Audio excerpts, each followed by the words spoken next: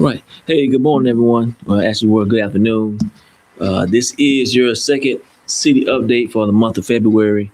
And like I said, we're trying to be consistent with these again and make sure that we put out information the best we can. Again, it's going to be the first and fourth Thursday of each month that we conduct these.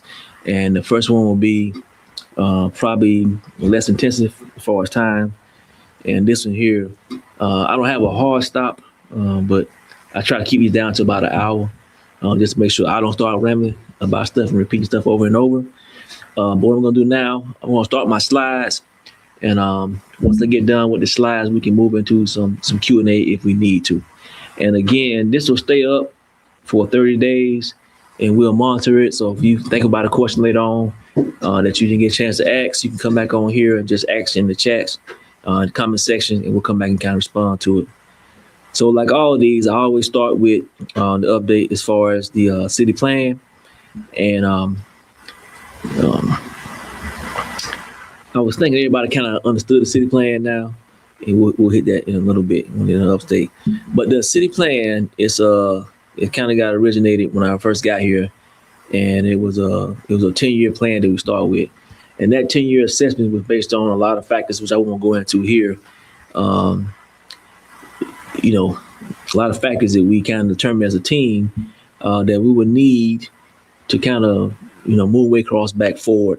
Now, some of those factors includes a lot of collaboration, increased revenue. And so and some unknowns, and we don't always know what we don't know. But with that city plan, we've been trying to stay in line with it. It has elements of a few other plans within the city and the county and the state that are working. We try to put all that together and to kind of a readable document so that everybody can follow it, even if you're not familiar with all those other plans going on in the background. So right now, we're in the midterm part of the city plan, years 2 to 4, and hopefully you can see some of the things that are going on within that time period. Some of the major, I guess, milestones is coming up. This is the point in time when we truly start changing some of our policies and procedures because we've had some time to really review the effectiveness of those policies and procedures. And we're going to kind of do that at the April retreat. And then once we come out of the retreat, the commission is going to give some new guidance on a lot of policies to include some charter update, some charter changes. So it's going to be a lot of new stuff that we're doing, not new stuff. We're going to stop doing certain things, and then we're going to add a few new things just to make us more efficient as a governing body. But you see what's going on in years 2 to 4. And I want to say that we're actually a little bit ahead of schedule on some things there. And I'm proud of that. We got a great team here. All our departments are, they're pushing forward about modernization. Also getting a better financial strategy long term. I think we finally got there with that. It took a little bit longer than I anticipated because we had to kind of upgrade our IT software to get started. We had to move some things around within our finance department, but I believe that we're there now, and I'm proud of that. And again, the plan is going on well. So that's the plan right there. Shows the midterm years 2 to 4, and then the out years, long terms, are years 4 through 10. So that's what's going on there. If we go into the next slide, and I'll try to come back to these if I need to. Hopefully I don't. But we're going to the next slide, and this is kind of just your updates on some of our street and road projects. Yesterday, actually Tuesday, we met at some of the sites just to make sure that the contractors understood what we're trying to do, and we met with some residents at the same time to explain some of the times that when we put numbers out or dates out, they do get pushed back depending on weather, operational concerns, funding. So a lot of times we say a project's start date, let dates, all those things, they can change based on outside factors. So I'll make that clear to everybody. But we have started on Brunel Street and Scribbins Street. I know there's some questions about where we're going to start on Scribbins. We're already on Lee Avenue. We're trying to work that right now to determine how to best do that, so it's kind of layered up. But at the same time, we want to kind of get the most done in the area that we can, so we don't keep prolonging some traffic things. So, but we're looking into that. Possibly might start on I guess will be the north side of Scribbins versus the south side, just depending on a lot of factors. And like I said, we're trying to figure that out right now. We'll put that out when we get a better decision, or closer to a decision. Dirt roads are going well. I posted some pictures yesterday, but we got some more pictures coming out, a little more detail with the monthly update, just kind of showing what's going on dirt roads. Excuse me. And just to clarify our dirt roads again, as part of the 2023 SPLOST mandate that was voted on some years back, the then commission decided they want to pave all of the dirt roads, and so that's what we're doing right now. That's part of the SPLOST that we have to do that. We have about 38 to 40 dirt roads, depending what you classify dirt is. Some of them have milling on them, and we're going down the list right now. Right now, it's a probably 24 or 36 month project to get them all done timely, because we don't just throw the pavement on dirt roads. We add utilities, curb and gutter, depending what each area needs. But that's going on. So right now you're seeing that first list of dirt roads on there, as far as Barber Street going down to Tiller Lane, and all is going well. And we're gonna try to do our best to keep you updated on what's going on with those dirt roads. But that's our first list. The second list is in design phase right now, so we're gonna hopefully start on that sometime by the summer, and then, like I said, we'll keep going. Like I said, 24, 36 months, could be done faster depending on the weather and other priorities. And then some of our major projects, Quarterman Street and Thomas Street, they're gonna start on those hopefully next week to get those mitigated. And then our wastewater treatment plant, they started work down there as well. And again, we get a lot of questions and concerns about what roads are being paved and why. If you go to our website, and I think we might need to do a separate update on this, because for some reason it's not tracking on everybody. But we've had a prioritized list for about 2 years now, and that list is based off of a robotics program that we have that measures the quality of the street. We take core samples of the asphalt or the cement, kind of start there, and then it's kind of combined with GDOT utilization data on how many cars travel the street, and that's a 730 mix. And for that mix, we determine what the priorities are. Not within that priorities are the state roads and some of the county roads that they interact with the city roads. So this is a list solely off of city maintained roads and not GDOT roads. GDOT meaning Ozzie Davis, Plant, Memorial, 520. We're talking about the main bustle movers within the city. So that's how this kind of set up. And if you go to the website though and go down to the engineering department page, you'll see the next 100 roads. Now we have 514 roads in the city, but these are the next 100 roads. And what we do right now, what we're trying to do is we don't rush through these like we've done in the past. Like I said, we put down the utilities, well, if need be, if it's dirt or paved already. And then we kind of make sure we get with the contractors when it's done and make sure we fix everything that needs to be fixed versus just move on to the next road. Because in the past, it has cost us time and money. We just kept moving from next set of roads to next set of roads. So that's what's going on with that. Again, just check out the web page on my website and then go down to the engineering page, and you'll find that list. I'm gonna get with my team, and we're gonna decide what's a better way to make sure everybody understands this. If you think of a better way, as far as you want to receive information, again, we have the app, email, a host of other ways you can get information. But for whatever reason, everybody's not getting this on the streets. So on the next slide there, that's the collaboration project. That hasn't changed much. I reach out to GDOT as much as I can for assistance on these matters. And of course, they are a big state agency, so it takes a little time for them to do what they got to do. But these are the projects they're working on for us on our behalf as far as their streets and roads on highways improvement. We can go to the next slide and make sure I don't miss nothing. We can go to the next slide, and that's just simply talking about our current codes, numbers. And again, if you look down there, since 2022, we've knocked about the main number down there, about 113 homes. We got about 20 homes right now. Well, infrastructure projects to be locked down right now. You see the violations that's kind of outlined there, and those actually overlap. I want to make sure the summary on this slide is we are doing what we can do to get rid of blighted properties. But there are some things that we just got to figure out how to do before that. And one of those things will be, you hear me talk about this quite often moving forward, about having your wills, getting stuff probated, identifying, refits, because I would say about a third of our properties doesn't have an owner right now that we can identify. That's the main reason it takes so long for us to get ownership of our blighted property. So we're going to try to do something during April. So April is the month of cleanup. We're going to add a few more things in there, and say the month of preparedness. And we're going to try to do some classes to kind of get our residents prepared, for long-term transitional wealth, which means a home. So that means how to have it insured, have it deeded or will. All these things are very important, and they kind of add to our overall problem of blighted properties.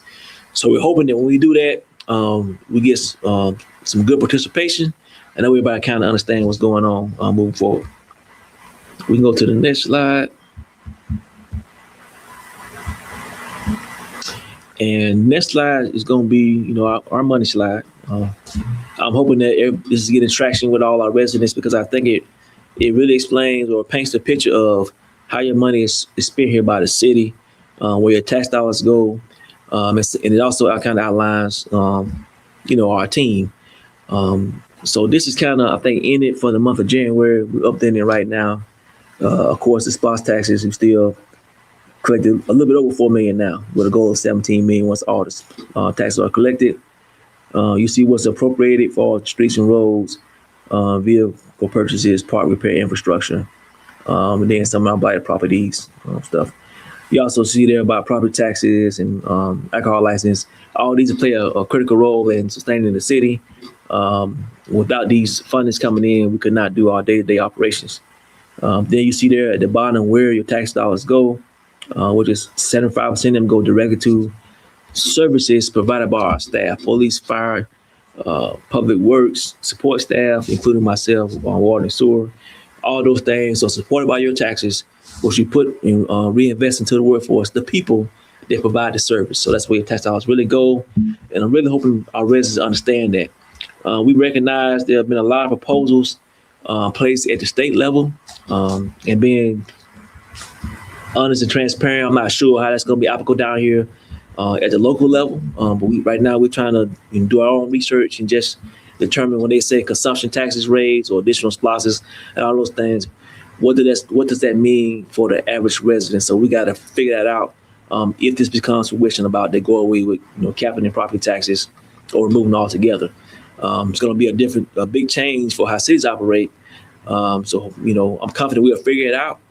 But for right now, this is how we collect our taxes, and this is how we provide services to our residents. We can go to the next slide. And that's just talking about how to stay in contact with the city. Like I said, we got many ways you can reach out to us.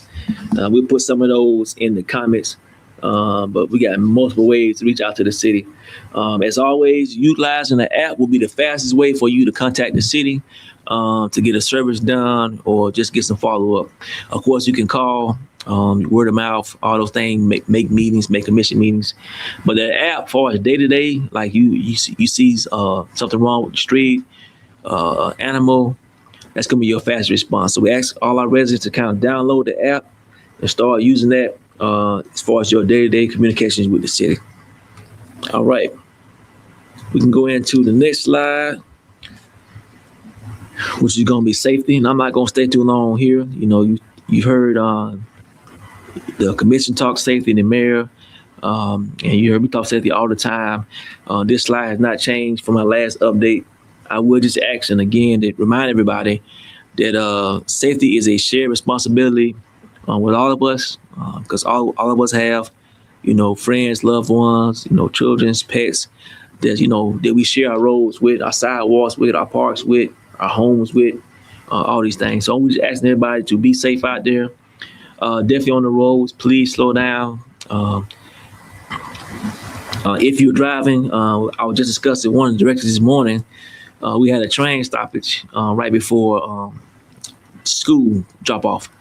And in majority of the schools, they do have a crossing, not majority, some of the schools, they have a crossing guard out there, or the sheriff or the police department directing traffic. And I would just say that you got to slow down when you come up to that. He's the sheriff or the police officer trying their best um, to keep traffic moving in a good pace. But if you come up there speeding and not paying attention, you could cause a serious accident.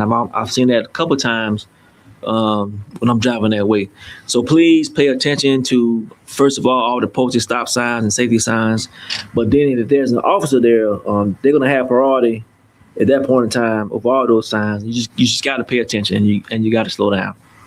And then two, we have a lot of construction going on right now. It's going to be more starting in the next couple of weeks.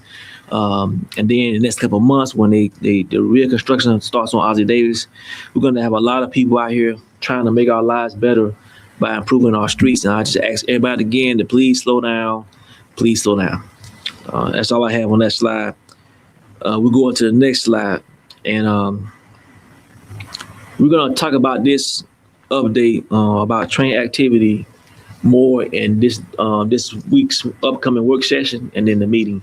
But this afternoon, I just want to make a few points and some clarification. And that way, again, we can all achieve what we call shared understanding. So, I mean, of course, I'm not from Waycross, but everybody knows that our partnership with CSX is a great partnership. They have a lot of recognition. They bring a lot to our community regionally and nationally, and we appreciate everything that they do by being here. With that, because two things can be right at the same time, I want to just kind of outline some myths and some facts about our relationship. So we have a lot of train tracks here. Actually, I think we have 136 what they call level one crossings, which is quite a lot for a 11.8 square mile city. Of course, this is the biggest rice yard in the area. So all that kind of compounds the amount of traffic that's coming in here. Additionally, the trains are a lot longer. They can't have multiple engines. So that does, again, cause a lot of stoppages. And we've been reaching out to CSX to kind of ask for help with that. Of course, sometimes they're not going to be able to tell us because they might not know, might be a maintenance issue. But hopefully when they can tell us, they will. That way we can then tell our residents, and that way you can make proper procedures if you got to go a different way. But, we really recognize that these stoppages are, as they are growing and increasing and being longer, is causing a problem. So I want to take a minute and talk about what the city is doing. And that way everybody can understand better. So we do communicate with CSX on stoppages. I come in every Monday morning, and the stoppages I know about and I have the data for, I send directly to the CSX through that portal. That I would also recommend that residents use, because you might not think it's helping out, but data always pushes decisions. So I think the more we let them know of some of the inconvenience, maybe they can modify their schedule once they kind of can see these stoppages. So we are definitely trying to talk to them about helping us out as far as predictability with the stoppages. And doing so, like I said, we're documenting the stoppages and the impact. We have a plan to, once we have a complete listing of the last 3 or 4 years of the stoppages, that we're going to try to get up to our state and federal officials. Hopefully they can take it and kind of do something that makes life a little bit easier for our residents. And again, we do value CSX. This is just us trying to do a little bit more to make things less complicated for our residents traveling in their travels around the city. We're exploring the option of looking at some tracking tools, some different types of apps, some AI content, all these things, again, to make the notification easier for our residents. That will not stop the trains from stopping, but at least you'll know when they're going to be stopped, and hopefully we'll be able to tell you how long they're going to be stopped. And with the ever-evolving AI technology, we might be able to make our own schedule, so we can put that out for you residents. You'll know, hopefully every day, if you know the train is going to stop at 12th Street from 8 to 12, as an example, then you can avoid it and use some other means to get around. I did meet with about 3 companies. They gave us some great feedback on potentially solutions for us. We do also have some local solutions, which they'll I'm going to allow them to brief the commission next week with their own proposed apps. I don't think we can have too many apps with this problem. We're also looking at some live stream cameras and some other things that we're going to try to incorporate just to provide more predictability to our residents when they travel. Definitely, we're going to try to do something as soon as we can because we all recognize that once Ozzie Davis actually starts construction, that's going to push all that traffic through the Gallatin area towards 520. So we're going to try to do what we can do to mitigate that, like right now. And we're going to put more information out about the alternate routes and, police presence and all those things in the next upcoming weeks as plans become better. But right now, definitely want us to, use that portal to voice your concerns, talk to your state reps, talk to your commissioners, voice your concerns. And there's nothing wrong with us voicing our concerns about long train stoppages. We're not minimizing the contributions of CSX. We're just simply saying, can we get a little more predictability with our travels, stuff like that. So that's a few things that we're doing, and we can go ahead and move to the next slide. And on the next slide, as soon as it pops up, I'll make sure we all looking at the same picture. Okay, I got some feedback on why reporting. The question was, is not helping our thing. Reporting matters. Anytime you have a problem and you report that problem through official channels, they're obligated to at least read that feedback.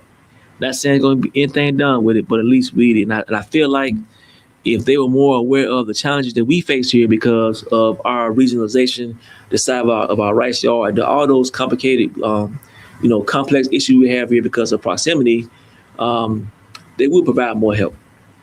So reporting does matter. And like I said, they can kind of use that information themselves to determine what they got to do better as far as technology.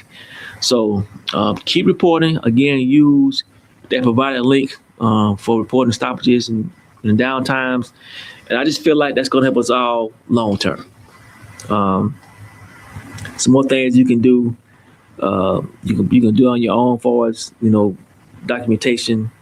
Like I said, the CSX has a portal that you can provide direct feedback. You can always talk to us.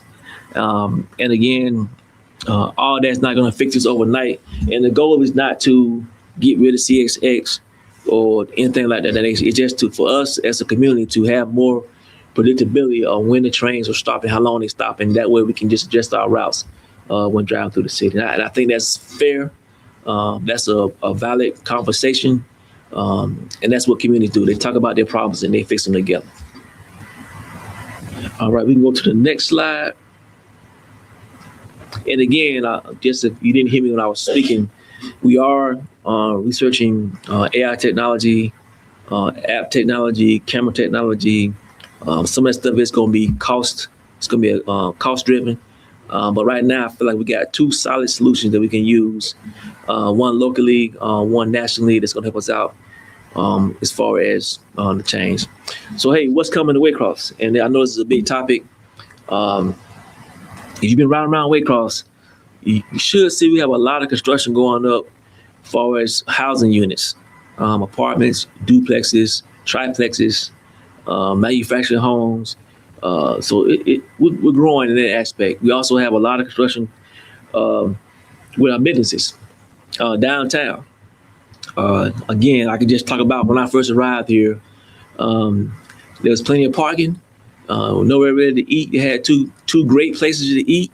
Now it's hard to park down there, and everybody's complaining about that.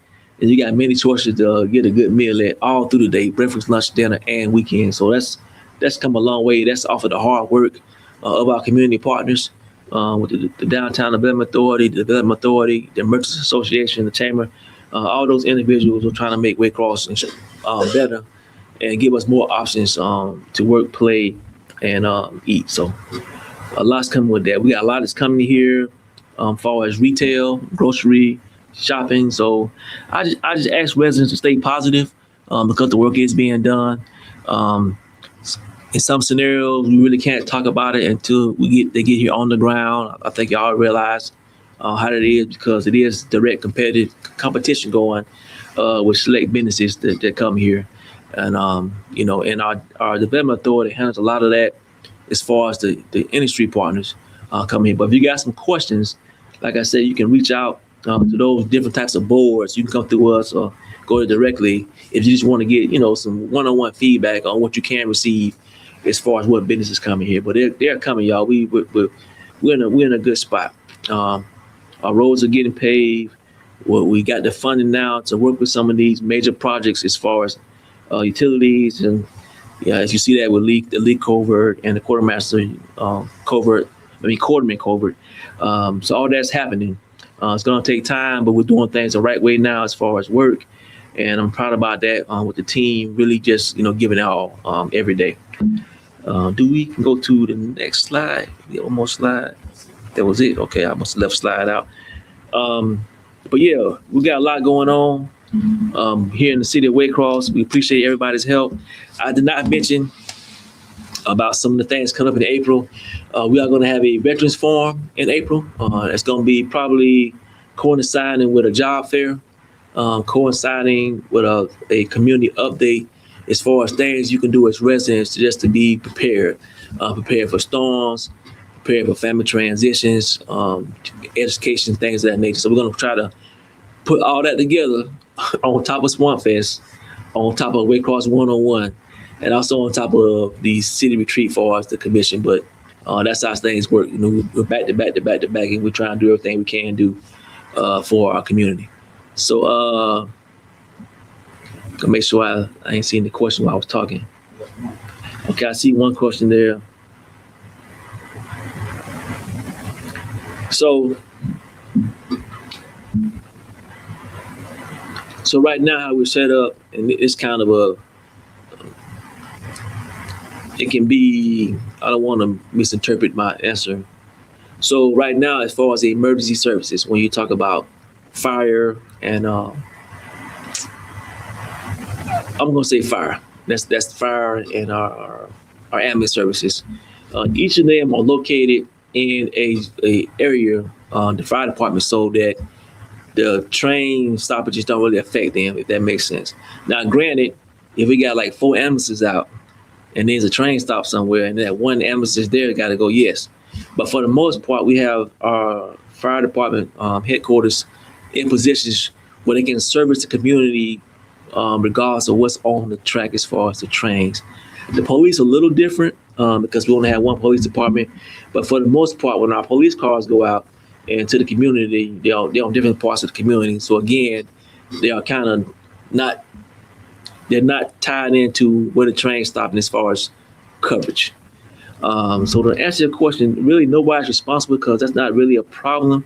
I know it was in the past with a few times. But this kind of leads into, I know it was a common belief out there that the city could find CSX when they had stoppages, and that's just not true. There's no legislation out there where a city can find CSX for long stoppages. So that we're aware of. I did go back and look at that a couple of times. I did call the other cities that people say they had it enacted. It's just not true. Again, with the train stoppages, I just feel like our most effective way is going to be reporting, data collection, and then once we get this app up and going, just pretty much, being notified when the train stops and just take appropriate detours. And it's not ideal. Of course, we want a freedom of maneuver, but we are Waycross, so it's gonna be that way. Hope I answered your question. I know a lot of times we want to have somebody we can poke in the chest that they're responsible. It's not that way. The way a lot of our systems are kind of made up.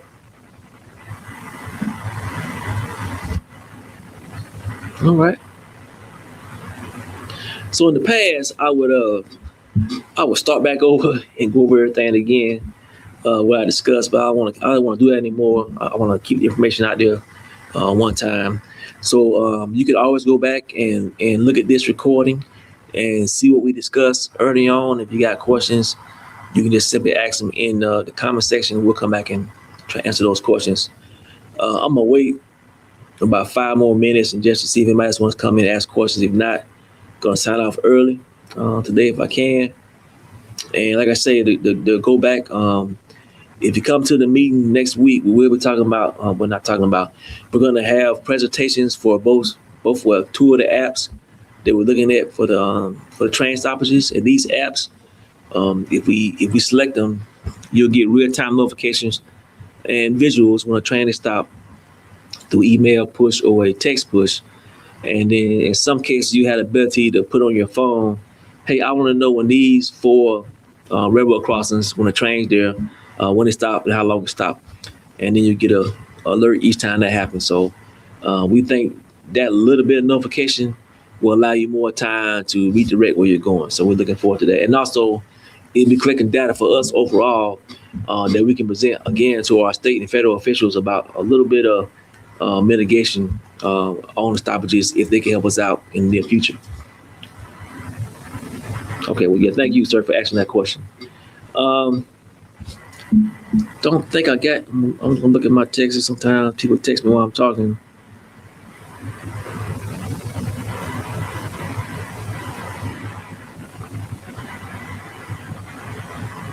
All right, don't see really much on here with everything. But yeah, so we got a lot going on coming up this week, and not this week, coming up in the next couple of months. So just stay tuned for that. Follow our pages. Our main page is going to be the City of Waycross page, of course. Then I have my separate page, and then each of our departments, well, our major departments, our big 3, actually 5 of our departments have pages now. You can go to their page for information, as well as the Mayor's Youth Council page, as far as updates too.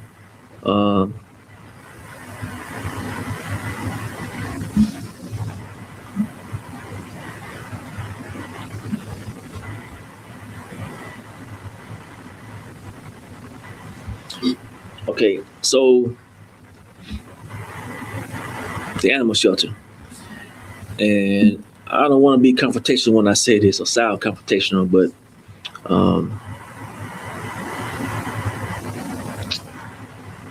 the shelter cannot just be a long-term solution for, again, irresponsible pet owners. And I know everybody wants to be that way, but the shelter is only intended for a temporary solution to return pets to their owners.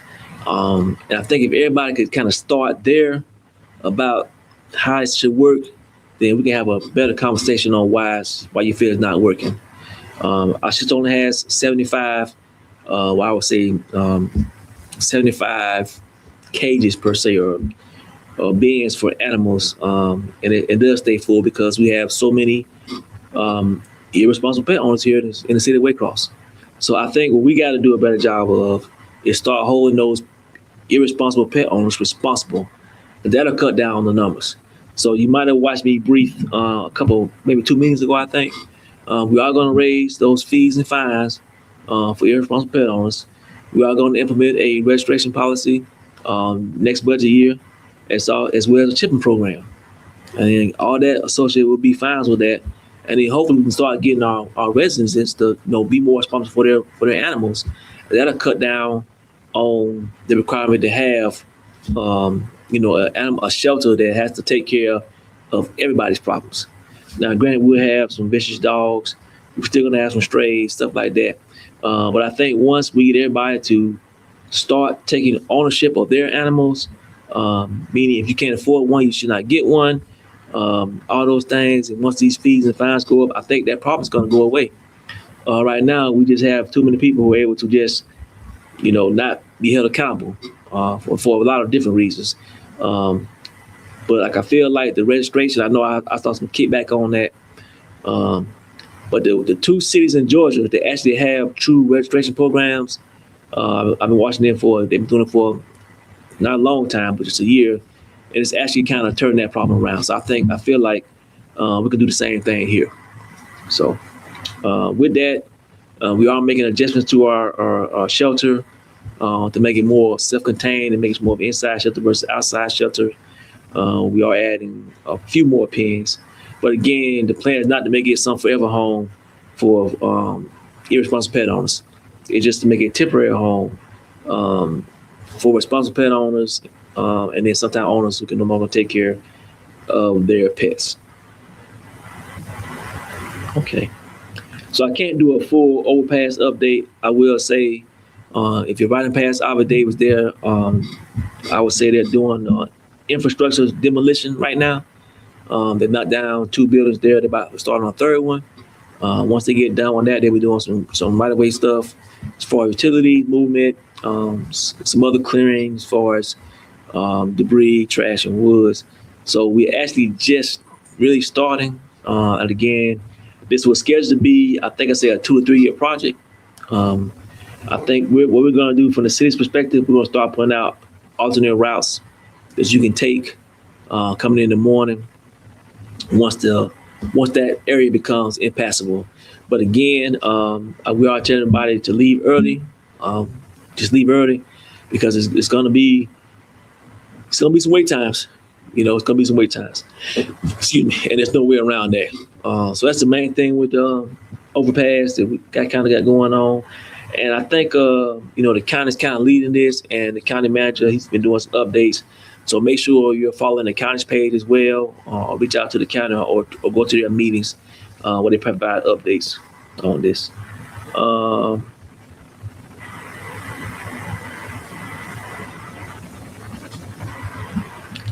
Yeah, so with the houses here, we can't influence private owners, renters, landlords, leasers. It's the thing. I mean, obviously, there's a reason why they don't want pets in their homes, especially older homes, and that's all we really can say about that. We just can't influence that. I know of some locations where they do allow pets. So if you're an active renter, you might want to ask that question first. We also have, like I said, we got a lot of inventory coming in over the next 90 to 120 days. I don't know if the big units are allowing pets. We can check into that. But again, and I want to say this, and I'm not trying to be funny or anything like that, but maybe if you just gotta have pets, most time when they say they won't take pets, they're talking about a dog and a cat. There are other pets you can get as well that'll give you that same kind of emotional attachment and love. If you just have to have pets, Also with the shelter, I know we get a lot of pushback on volunteers, so I do want to thank the volunteers that we have that help us out with additional food, especially the ones that come down there and sit with the animals and play with them. Our staff does what they can do, but when the shelter is constantly full, and those animals not getting any love for the time that they're there, they can become really mean. So those individual residents come down there and sit with those animals, play with them. We really appreciate y'all. Y'all some of our unsung heroes. You're doing a lot of good work. But again, we feel like once we get a proper registration program and a chipping program, this should mitigate a lot of the irresponsible pet ownership. Not all of it, but a lot of it. And then what's left over, we'll kind of figure out what we're going to do with that.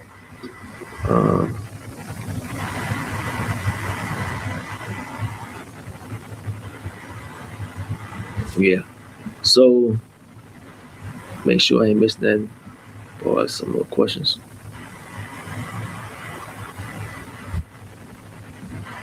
Yeah. So and with the like I said, we're making some changes back to my first comment about April about the charter update or review. We're gonna make a lot of things updated in the charter that and it's direct feedback from you. So I will say this: if you have not reached out to your commissioner, if you got like something that's really been bothering you about the charter or our codes department, about me, whatever you got going on, bring a solution to your commissioner about how we can be better at it, so we can update in the charter. That's the first thing we got to do.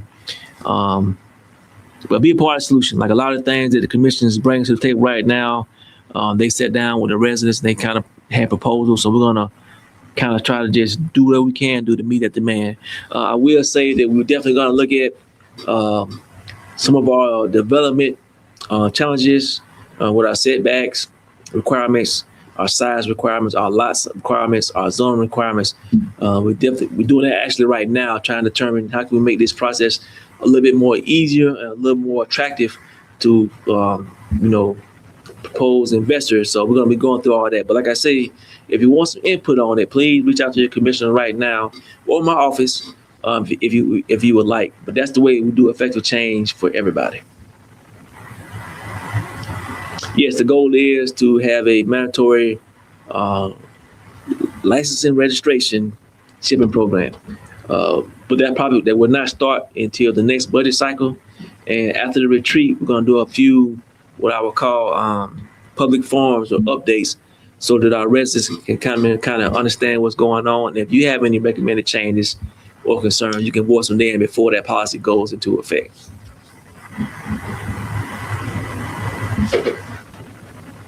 Let me look. Also, and I just want to go back to the safety. I did miss a comment in my safety presentation. So Chief Blackburn, our fire chief, is going to do a presentation, I think, at the next working session. It's going to talk about the uptick in housing fires that we have here. And I just want to say this: it's been a very what's the word, burn season for us. We've had more fires this year than we've had over the last 3 years, really. A lot of those are abandoned home fires, field fires, foreign fires, and our fire department has been kind of stretched thin this last month, helping out our sister cities with those field fires.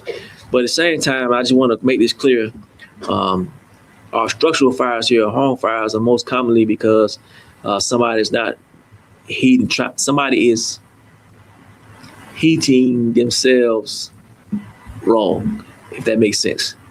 So I would just say we have the police courtroom open for those during those cold nights. That is a free space. It's free space. Nobody's gonna mess with you if you need that way. Some of the churches are helping out. Please don't go into an abandoned home. Try and start a wood fire. That fire can be spread through the house within 2 minutes. Just how fast it happens. So if you're out here, and I'm not, once again, we're not trying to. We understand everybody's had a situation. But if you need some help, and I put this out before, we did speak with service providers. If you have a service interruption, read into what that means. That means multiple things. Just reach out to your service provider for temporary relief. Don't try to, do if you don't have a fireplace, make it a fireplace, if that makes sense. Again. We really need help with this. It's like I said, it's been a bad season for home fires around here, and we want to make sure everybody is safe and warm to that degree. So he's gonna brief some different strategy moving forward. We got some things we're trying to do as far as provide other locations for our unhoused residents during the cold months and the hot months. More to follow. Anything else pop up on here? Those questions.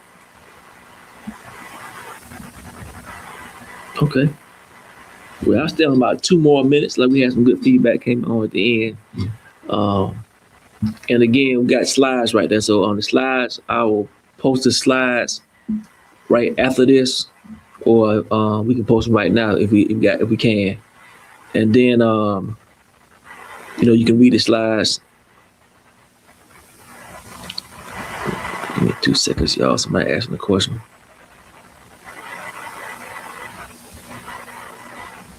Okay, yeah, you can read those slides. And again, if you have questions, you can put them in the comments here, and we'll monitor this for the next 30 days. We'll try to answer what we can. And let me say this too while I'm talking about monitoring comments.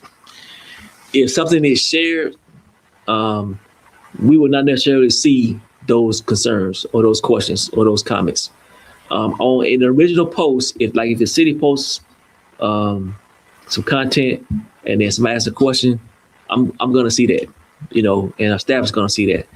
On the city manager's page, if I post something, then the staff is gonna see that, But if you share it and we don't remember that page, or the second share or third share, we don't necessarily get notified. We get notified this has been shared, but we don't get notification that there are comments. So it's not that we're neglecting you in any kind of way. It's just we can't see, some of the comments on other pages.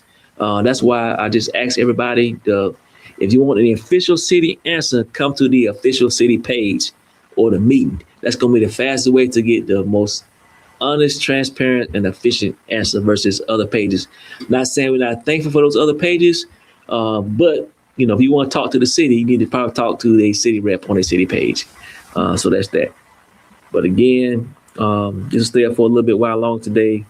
We'll monitor it till it comes down, and once it does come off, it'll be archived into our YouTube channel for your viewing pleasure at that time. Did another okay.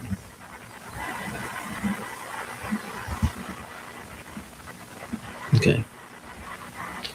So I went over this, but I'll do it real quick. So if you go to the city's webpage, this is reference street paving projects.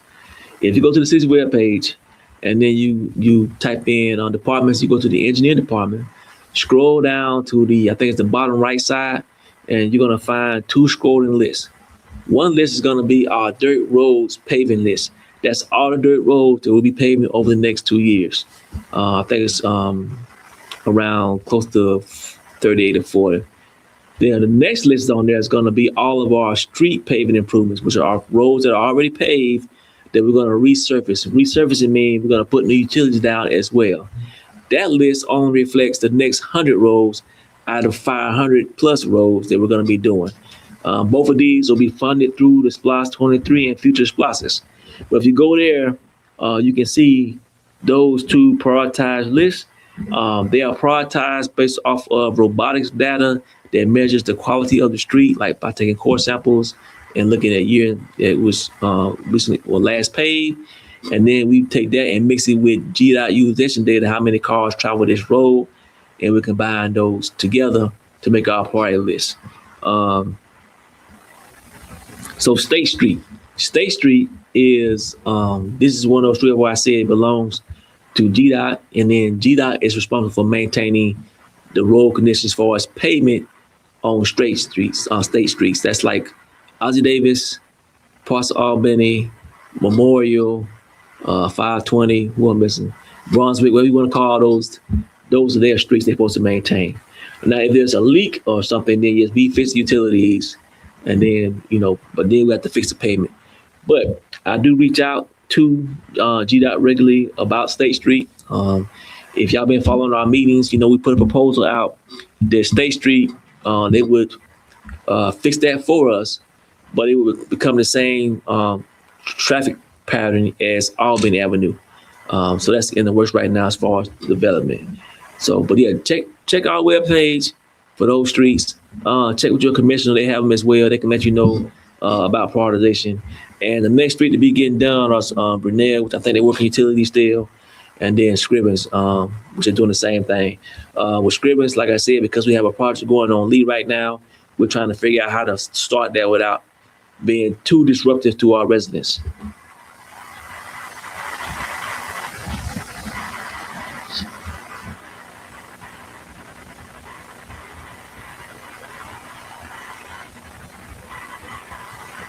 Yeah, I'm just reading these few questions here.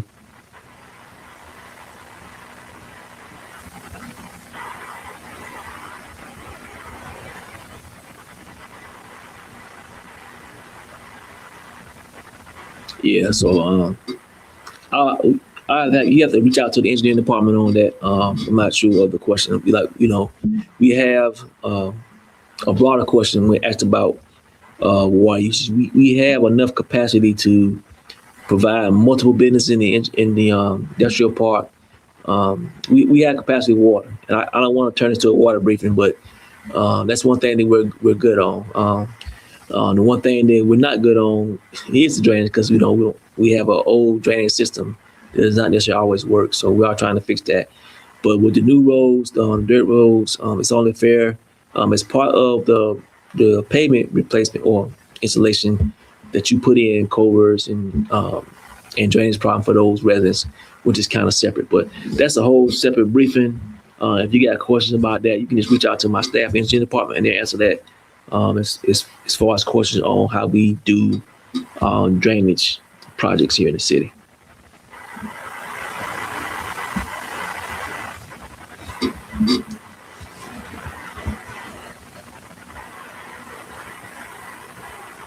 All right. I was just looking to see if one of these texts had a question. Okay, so once again, I guess it's 12:50. We did answer some questions. I think we did a good briefing on what we had provided updates on. I would request that you make the next meeting. The next meeting is next week. It's going to be on Monday at 5 o'clock. We're going to cover a host of things for our community.